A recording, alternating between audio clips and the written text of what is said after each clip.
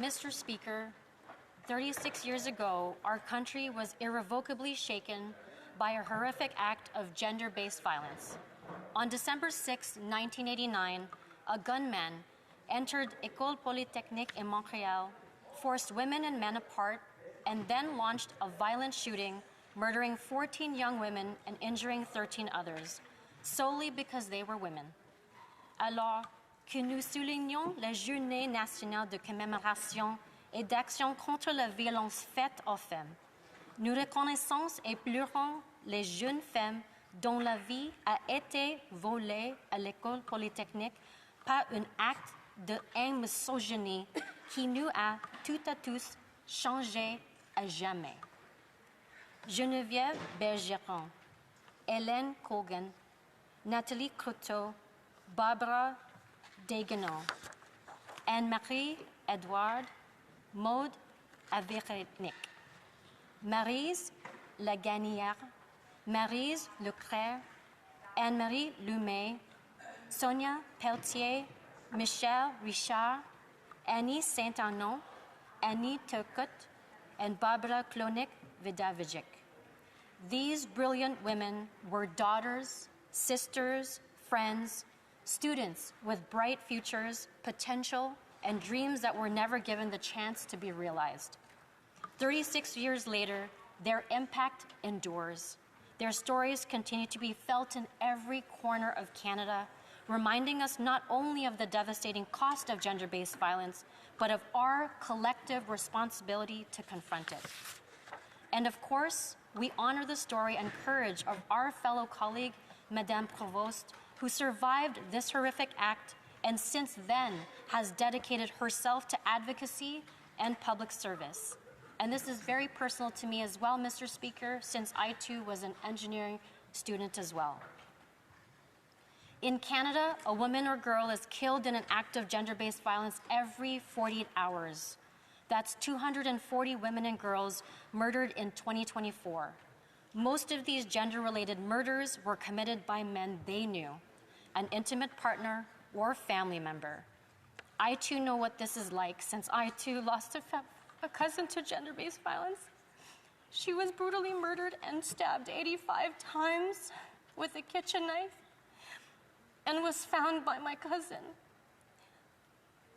The toll of gender-based violence extends far beyond tragic deaths, Mr. Speaker.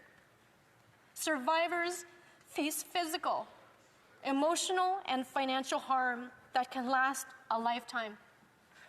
Families and communities are left to cope with trauma and loss, and society bears the costs of healthcare, social services, and the justice system.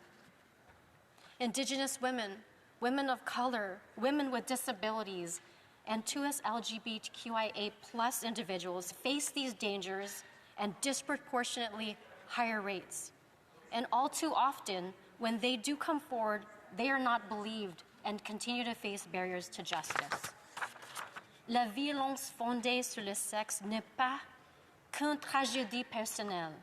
C'est une crise sociale qui affaiblit le tissu même de nos collectivités.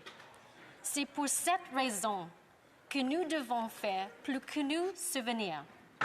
We must act. We must create a Canada where every woman and girl can live free from fear, where their potential is never limited by violence, and where justice is real and immediate. And that is what we owe to every woman and girl in this country. Like my cousin,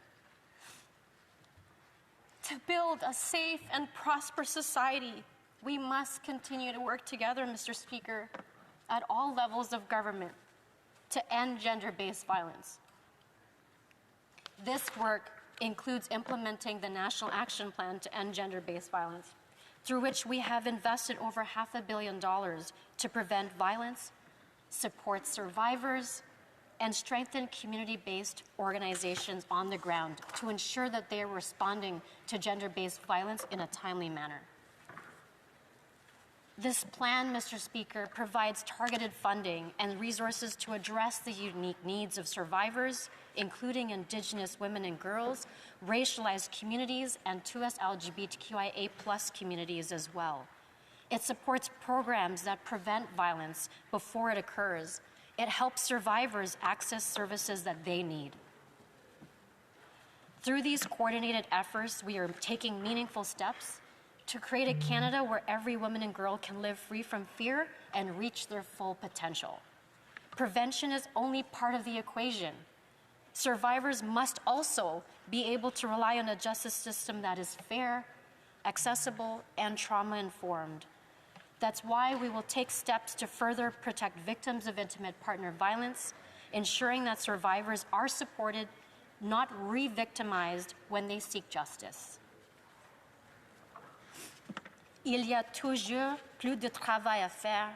Nous continuerons de soutenir les survivants, d'éliminer les obstacles au sein du système de justice et à bâtir un Canada où la sécurité, la dignité et la justice ne sont pas des privilèges, mais des droits garantis à toutes les femmes et toutes les filles. By working hand in hand with survivors, that's all of us, Mr. Speaker, in this chamber, advocates and communities, we can build a future where every woman and girl can live free from fear.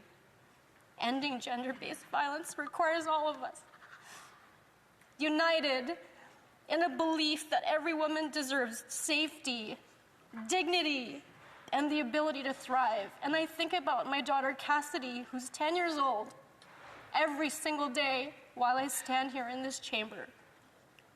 So as we reflect on that shared responsibility, Mr. Speaker, let us carry the names of these 14 women forward as a reminder of what we must never give up and why our commitment to ending gender-based violence must remain unchanging. We honor the women who came before us, whose courage and stories, whose lived experience created the space for these conversations to exist. Survivors whose voices shifted public attitudes and broke barriers.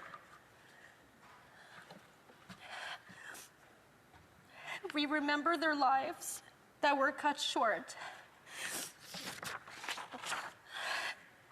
The stories that were never told. And the survivors who have not yet spoken out of fear, as well as those that are still waiting for a safe moment to do so. Gender-based violence is not a chapter of our past. It is a persistent and pervasive reality in Canada. It remains woven into the story of our country, and it demands urgent action. So today, we recommit ourselves to this work, Mr. Speaker. We stand with survivors, we honor their strength, and we ensure their voices and stories are never forgotten, but championed